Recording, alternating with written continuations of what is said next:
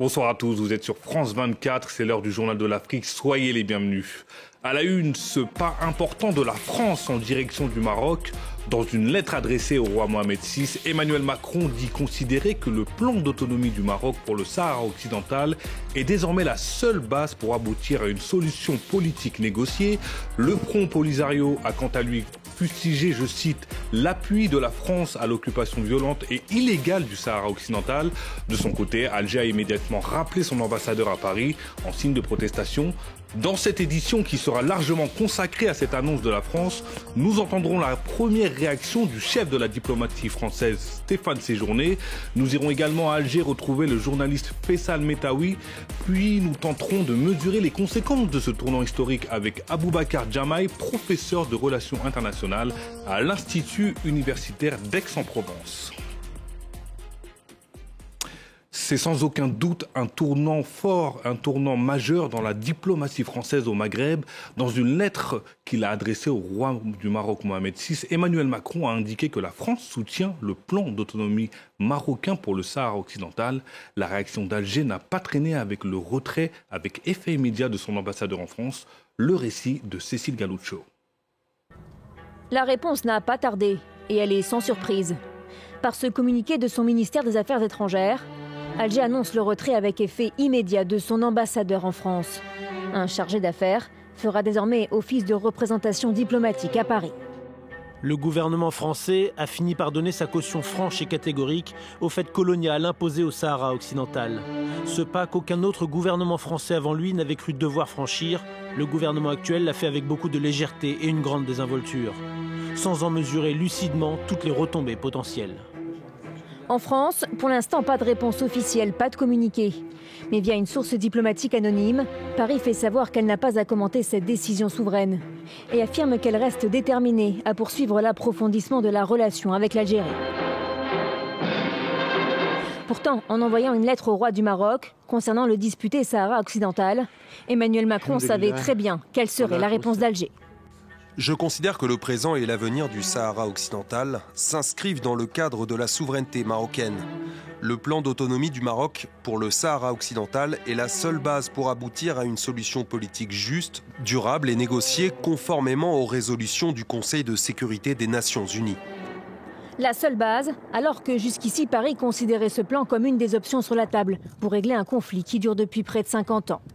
Ancienne colonie espagnole, le Sahara occidental contrôlé en majeure partie par le Maroc est revendiqué par les indépendantistes sahraouis du Front Polisario. Soutenu par l'Algérie, ceux-ci réclament la tenue d'un référendum d'autodétermination, un scrutin prévu lors d'un cessez-le-feu en 1991, mais jamais organisé. L'ONU, de son côté, considère ce territoire comme non autonome. Le plan marocain, soutenu donc par Paris, l'est aussi par l'Espagne, les États-Unis, Israël et les monarchies arabes. Je le disais en titre, on va maintenant écouter les réactions de Stéphane Séjourné, ministre français des Affaires étrangères, et de l'ambassadeur du Maroc, Samira Sitaï, au micro de nos journalistes Nesrine Benzebouchi et Sylvain Rousseau. Une confiance qui doit être renouée avec toutes les autorités marocaines. On y travaille maintenant depuis des mois. Le président de la République, quand il m'a nommé, m'a donné une mission particulière et personnelle, c'est de rétablir les liens de confiance et puis d'avancer sur ce sujet-là avec les autorités marocaines. Ça fait maintenant quelques mois qu'on y travaille et je crois qu'on peut être satisfait d'un côté comme de l'autre. Mon homologue Nasser Bourita a fait un excellent travail. Je crois que c'est le sens de l'histoire. Vous savez, entre les Marocains et les Français, il y a ce lien existentiel entre nos deux peuples. C'est une nouvelle ère aussi qui s'ouvre et j'espère que pour la France comme pour les Marocains, elle sera très prospère. La France soutient le Maroc dans sa souveraineté sur les provinces du Sud et puisque la France considère la proposition d'autonomie du Maroc comme étant la seule solution à mettre en avant pour le règlement de ce différend qui dure depuis plus de 49 ans. Vous soutenez dans la plus grande légalité internationale et dans le plus grand respect du droit les frontières d'un pays qui s'appelle le Maroc. Et sans surprise, la réaction d'Alger n'a pas traîné avec l'annonce ce mardi du retrait avec effet immédiat de l'ambassadeur d'Algérie en France. L'Algérie, soutien de la première heure du mouvement indépendantiste sahraoui du Front Polisario, avait mis Paris en garde le 25 juillet dans un communiqué contre toute évolution de sa position dans le sens des intérêts marocains. On prend tout de suite la direction d'Alger pour retrouver Faisal Metaoui, journaliste à Monte-Carlo Doualiya. Bonsoir Faisal, quelles ont été les premières réactions sur place ? La première réaction, c'est celle du ministère des Affaires étrangères, et vous l'avez dit, c'est la deuxième réaction du ministère des Affaires étrangères qui, dans un communiqué, estime que le gouvernement français a bafoué la légalité internationale, prend fait et cause pour la négation du droit du peuple sahraoui à l'autodétermination, selon le communiqué, et se démarque de tous les efforts patients et persévérants déployés par les Nations Unies à l'effet de parachever la décolonisation du Sahara occidental. Il manifeste une abdication des responsabilités particulières qu'il doit assumer en toutes circonstances comme membre permanent du Conseil de sécurité. Il y a d'autres réactions de la classe politique également qui dénoncent la décision de la France de reconnaître le plan d'autonomie marocain comme la seule base du règlement du conflit du Sahara occidental. Et Alger rappelle souvent qu'il soutient le projet de référendum d'autodétermination au Sahara occidental conformément aux résolutions de l'ONU depuis 1991. L'Algérie considère toujours le dossier du Sahara occidental comme relevant de la décolonisation et on cite souvent la résolution 1514 des Nations Unies relative à l'octroi de l'indépendance au pays et aux peuples coloniaux. Et Faisal, est-ce que la visite du président algérien Abdelmajid Tebboune, qui était prévue pour septembre prochain, à Paris, pourrait être annulée suite à cette décision ?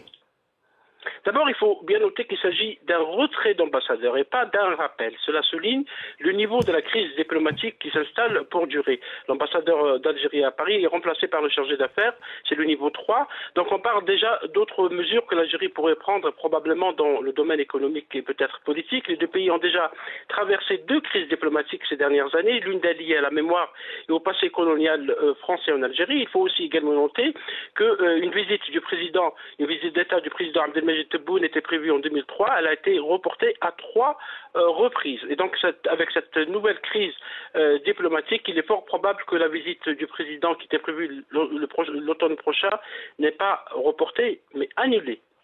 Merci beaucoup Faisal Metaoui. Je rappelle que vous êtes journaliste au site d'information 24 heures Algérie et à la radio Monte-Carlo Doualiya. Merci beaucoup Faisal.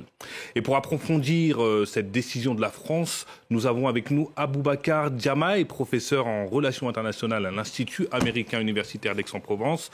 Bonsoir, merci d'avoir accepté notre invitation sur France 24. Plusieurs personnalités politiques françaises se sont rendues à Rabat ces derniers mois, dont le chef de la diplomatie Stéphane Séjourné en février dernier. Et finalement, est-ce que cette annonce de Paris est-elle une surprise pour vous ?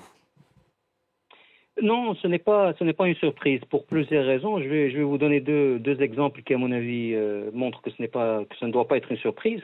La première, c'est les déjeuners hautement symboliques offerts par Brigitte Macron à l'Élysée en février 2024 en l'honneur des princesses royales marocaines, qui montrent bien, si vous voulez, le souci qu'a la présidence française à donc avoir affaire avec le régime très personnalisé marocain.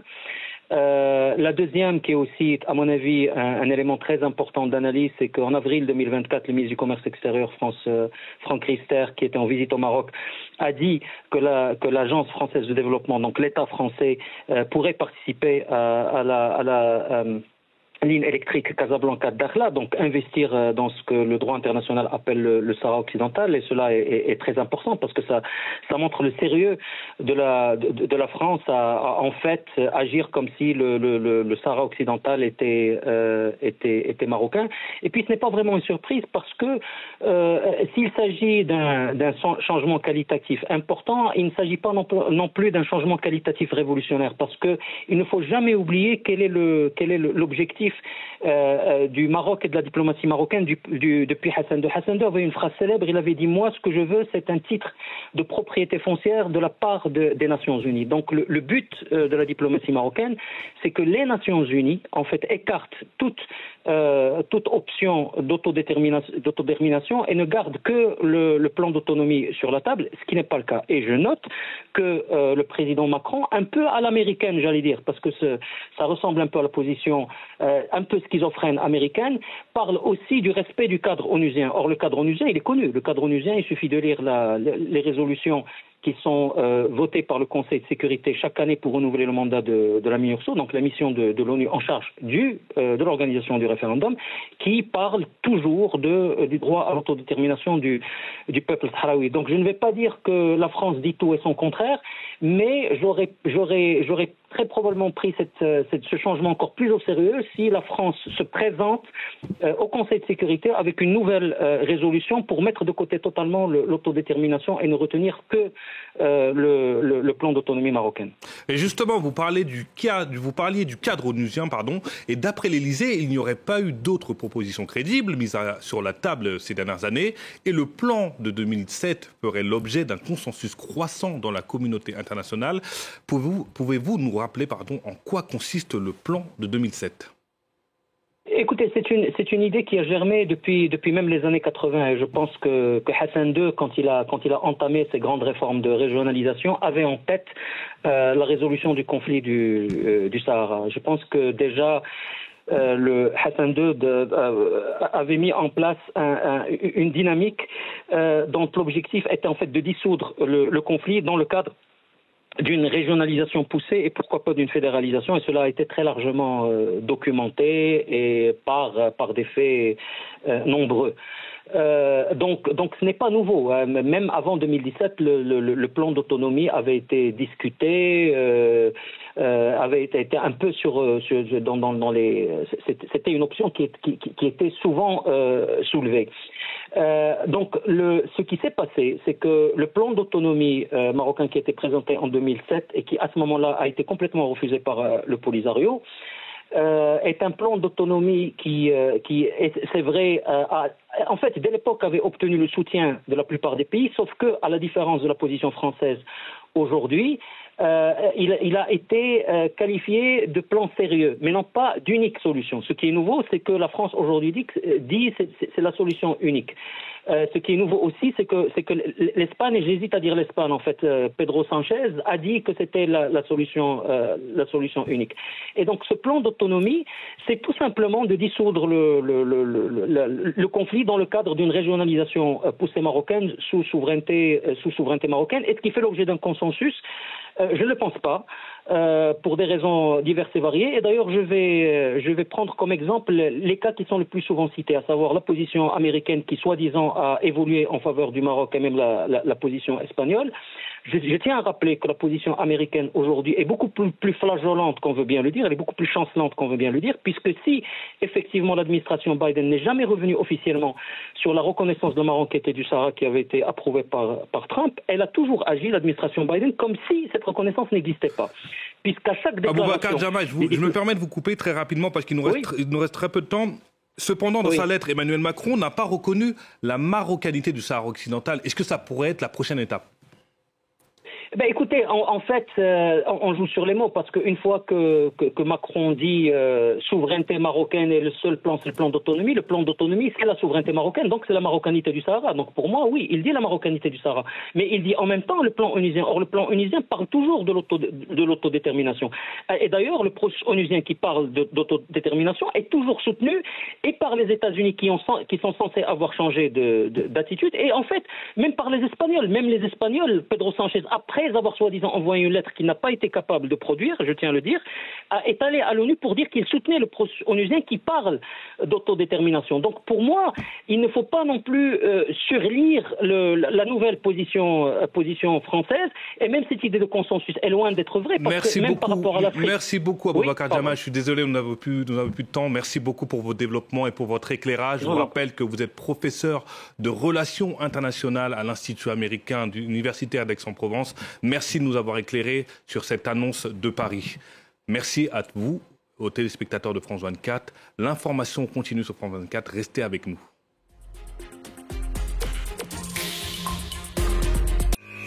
Bienvenue à Tunis, je suis Lilia Blaise, la correspondante de France 24. Retrouvez-moi dans vos journaux et dans le journal de l'Afrique pour vous raconter l'actualité de la Tunisie. Lilia Blaise, l'une des 200 correspondants de France 24 dans le monde.